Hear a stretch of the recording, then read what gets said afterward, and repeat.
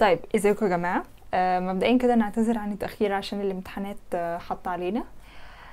فبمناسبة الامتحانات وان ثانوية عامة بدأت تمتحن، فانا حسيت ان انا عايزة اتكلم عن الاختلافات ما بين الثانوية العامة او المدرسة عموما والجامعة بناء على وجهة نظري انا والحاجات اللي انا شفتها، باني برضو شخص فاضل له 3 مواد ويبقى عاطل.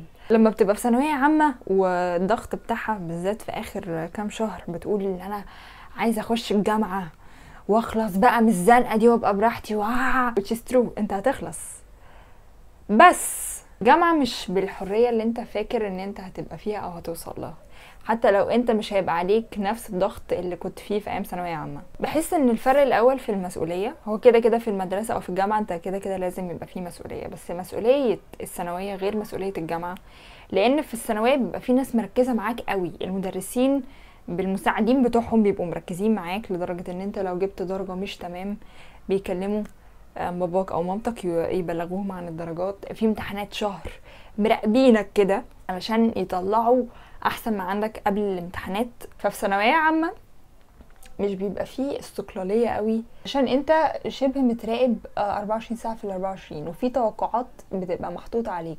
الجامعه بيعتمد فيها ان انت بتكون مستقل، مفيش متابعة قوي زي ثانوية عامة، مفيش انذار، مفيش حد بيجري وراك، فهي الجامعة شبه بتعلمك كده ازاي تعتمد على نفسك. المذاكرة في ثانوية عامة بتبقى في شبه كده جدول ثابت، نظام المدرسين بيبقى يعتمد على الامتحانات بتاعة الوزارة اللي هي بتبقى ثابتة تقريبا، مفيش بقى مدرس وبيحط امتحان على مزاجه او اسلوب امتحان على مزاجه، لا هو كله بيبقى ماشي بسيستم معين، بسيستم واحد، فانت مفيش اي لخبطه، ما تحسش ان انت متلخفن في حاجه. الجامعه بقى السلطه التقديريه بتبقى للدكتور ومفيش حد بيعرف يعلي عليه، وممكن محاضرة تبقى 3 ساعات 4، ممكن محاضرة تبقى نص ساعة، ممكن دكتور يحط لك امتحان كله مثلا MCQ، دكتور تاني لا امتحانه تاني يبقى مليان كتابة وتكتب بس، في منهم اللي نص ونص presentation بقى، تسليم مشاريع، تتكلم مع الدكتور كده بعد المحاضرة تحاول تسلك منه اي حاجة. في الجامعة معرفش ليه بس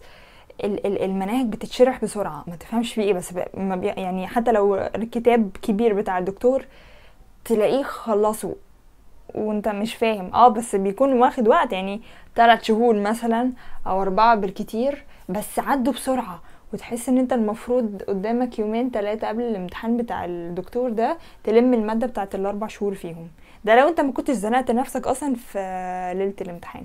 الصحاب في الثانوية مختلفين عن الصحاب في الجامعة، لان في الثانوية انتوا بتبقوا كلكم متجمعين تقريبا في سنتر واحد، او انتوا عارفين بعض اوريدي من المدرسة.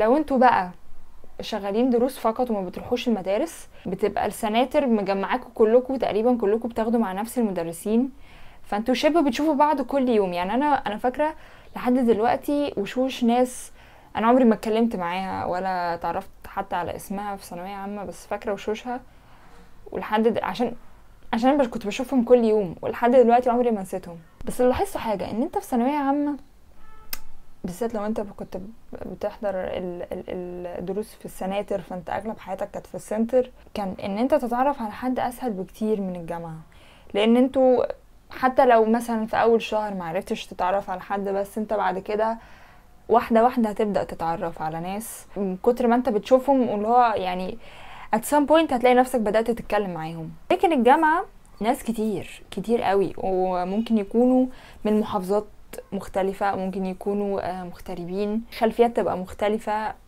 كل حاجة مختلفة. والله لو حظك حلو هتلاقي الناس اللي كانوا مثلا بعض منهم، اكيد مش كلهم، بس فردين 3 من اللي كانوا معاك في ثانوي دخلوا معاك بنفس الكلية والتنسيق جابكوا سوا. وانا بما اني بقيت خبرة في الجامعة بقالي كذا سنة، فانا الناس الجديدة الدفعة الجديدة بقيت القطهم، يعني بقيت اعرف كده اجيبهم، بيبانوا من طريقة هزارهم، بيبانوا من طريقة لبسهم، بيبانوا من طريقة كلامهم، بيبانوا من كل حاجة. موضوع الفلوس هنا، موضوع الفلوس في ثانوية عامة مش عارفة ليه، بس انا كان معايا ان السيولة كانت زايدة قوي في ثانوي، انا كان بيبقى معايا مبالغ بسبب ان انا كنت بنزل كل يوم، فكنت شبه باخد فلوس كل يوم. في الجامعة الموضوع مختلف، لان انت مش شرط قوي تاخد مصروف. مرحلة الجامعة برضو انت بتحاول تكتشف نفسك اكتر، بتحاول تشوف هل التخصص اللي انا دخلت فيه الكليه ده هو ده اللي انا هكمل فيه ولا انا هغيره بعدين، وتعمل ستارت اب بقى لنفسك ولوحدك. هي برضو الجامعه مش بتبقى حضور محاضرات بس، ولا شله طارق كابو، ولا دخلة الشقط اللي بتشقطها. لا، هي بتبقى انت بتحاول تكتشف نفسك برضو، يعني انت بتحاول تبني نفسك، بتشوف هل التخصص اللي انا دخلت فيه في الكليه ده هو ده اللي انا هكمل فيه ولا هغيره بعدين. عايز اقولك بس ان الجامعه عادي. فاكر الفيديو اللي انا عملته قبل كده في سلسله وات اباوت، كان اسمه وات اباوت ايام الجامعه؟ الفيلم فيلم ايه الفيديو ده من فيديوهاتي المفضله بصراحه. وشوف لو انت مشفتوش شوف، وانت هتلاقيه في الاعماق شويه، بس دعبس كده تحت في الارشيف وهتلاقيه. عادي جدا تكون قبل الجامعه انت مش عارف ايه اللي انت عايزه، مش عارف انت تكون عايز تبقى ايه، لسه مش محدد. انا كنت كده.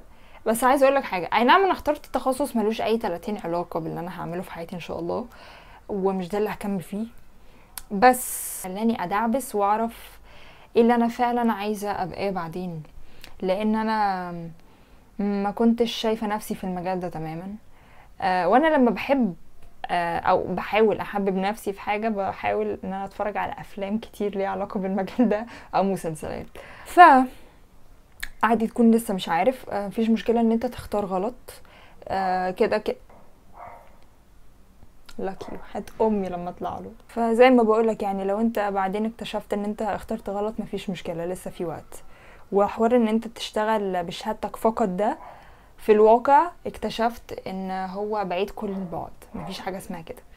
الشهاده طبعا مهمه، مش بقولك انها مش مهمه، بس مش هي المقياس الوحيد لكفاءتك او لشطارتك في مجال هو ممكن يكون اصلا ملوش اي علاقه بالحاجه اللي انت درستها في الكليه. فالجامعه هي ولا اسهل ولا اصعب من الثانويه العامه، هي حاجه مختلفه تماما. ما تخشش بعقليه انا طالب خش بعقليه انا بتكون، انا لسه بكتشف حاجات فيا جديده. نصيحتي ان انت او انتي ما تصاحبوش في المرحله دي او مرحله الدراسه عموما. هي مش للمجال المصاحبه بالذات في الجامعه، عشان في ناس داخله مش داخله تحضر محاضره، هي داخله تقرا فاتحه، مش وقته تماما. انت بتكون ولا عارف انت ايه اللي لسه تكون عايزه، ولا هتكون لسه ده اصلا متسيستم عدل، ولا لسه صح، ولسه بتكتشف حاجات وبتجرب وبتقوم وبتقع وكل الكلام بتاع التنميه البشريه ده. فهي مش وقتها تماما. او طبعا انت حر كده كده، بس عشان ما تفضلش تلت وتعجن وتحرق في جاز او تحرقي في جاز مع حد انتوا في الاغلب مش هتكملوا، عشان ما فيش حد فيكم لسه بقى سوي 100%. الجامعة هتديك حرية وهتديك قدر من الحرية كبير كمان، بس خلي بالك انت المسؤول عن الحرية دي، وعارف ان الحرية ليها حدود، مش هتسيبها سداح مداح. ايام الجامعة زي ما قلت لك قبل كده هي زي البطيخة، يا طلعت حمراء يا طلعت قرعة. فممكن هتلاقي ناس بتقولك ايام الجامعة دي احلى ايام في حياتك. مش شرط خالص ان تجارب الناس تبقى هي تجاربك تماما. فعارف ان هو it's not your fault لو لقيت ان ايام الجامعة قلشت منك ومش زي ما كنت متوقع، فده طبيعي عادي وبيحصل مع ناس كتير، حصل معايا انا شخصيا. فهي لا بأس بها، بالعكس ممتنة لها لحاجات كتير بصراحة. بس عايزة افكرك ان الواقع كده كده في اي حاجة بيبقى مختلف تماما عن الحاجات اللي انت بتتخيلها او الصور اللي انت بتشوفها على السوشيال ميديا.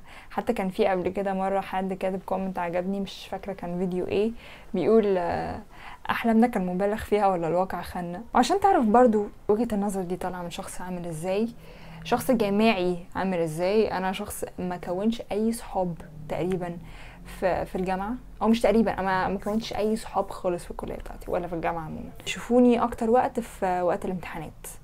الحمد لله ربنا عافانا، ما عنديش حوار الحضور والغياب ده. انا عارفه ان في ناس بتعاني منه، بس انا ما كانش عندي الحمد لله الموضوع ده. اغلبيه الوقت بنزل بس للامتحانات، يعني بخلص الامتحان وبجري على البيت، يا اما بروح اكل كبده من عربيه كبده من قدام الجامعه. انا برضو مش النموذج تقول ايوه هو ده اللي انا عايزه ابقى، يعني يا ريت تبقى احسن مني.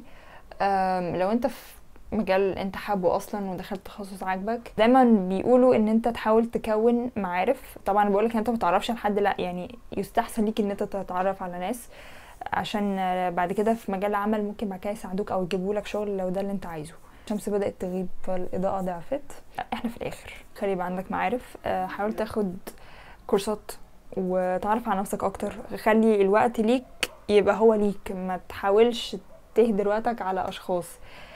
يعني ما تصاحبش، مش وقته. مش انا معاك، الحب جميل، حب تحفه، بس مش وقته. خد كورس فرنساوي. من الحاجات اللي بصراحه ان انا كنت متحمسه لها قبل ما اخش جامعه ان انا مش هروح بيونيفورم، فدي كانت عجباني قوي. في نفس الوقت برضو انا ما كنتش بغير لبسي كل الطقم يوم بشكل، فاهم انت. فاخواتي اللي في ثانوي ربنا معاكم في الامتحانات وان شاء الله تعدي على خير وتجيبوا اعلى المجاميع والتقديرات، وكل واحد يخش الكليه والتخصص اللي هو عايزه. ولو انت مش عارف لسه انت عايز ايه، عادي لو دخلت تخصص تلاقي نفسك مش ده اللي انا عايزه تماما. زي ما قلتها لك قبل كده، لو انت مش عارف ايه اللي بتحبه على الاقل اعرف ايه اللي مش بتحبه. كده كده it's never too late. 3/4 الناس دلوقتي اصلا شغاله في حاجه تانية غير اللي هي متخرجه منه، فده مفيهوش مشكله بقى ولا بقى عائق دلوقتي في حاجه. ربنا معاكم، وان شاء الله تتخرجوا على خير، وان شاء الله بتوع ثانويه عامه يخلصوا على خير. جينا الفيلم، بما ان احنا بنتكلم عن الجامعه والدراسات ومش عارفه ايه والكلام ده، في فيلم كده شفته من فتره عجبني قوي. كان بيتكلم عن طالب بعد ما خلص الجامعه قرر ان هو يتبرع بكل الفلوس اللي جمعها، مش عارفه كانوا حاجه 20,000 دولار، يتبرع بيهم يمشي بقى لطريق تاني خالص، ان هو عايز يكتشف الحياه البريه ويعيش فيها. الفيلم اسمه Into the Wild. الفيلم ده حلو قوي، مؤثر قوي، مبني على قصه حقيقيه لشخص حقيقي عمل كده فعلا. وبس، اشوفك الفيديو الجاي، باي باي. الاضاءه وحشه قوي، وحشه قوي.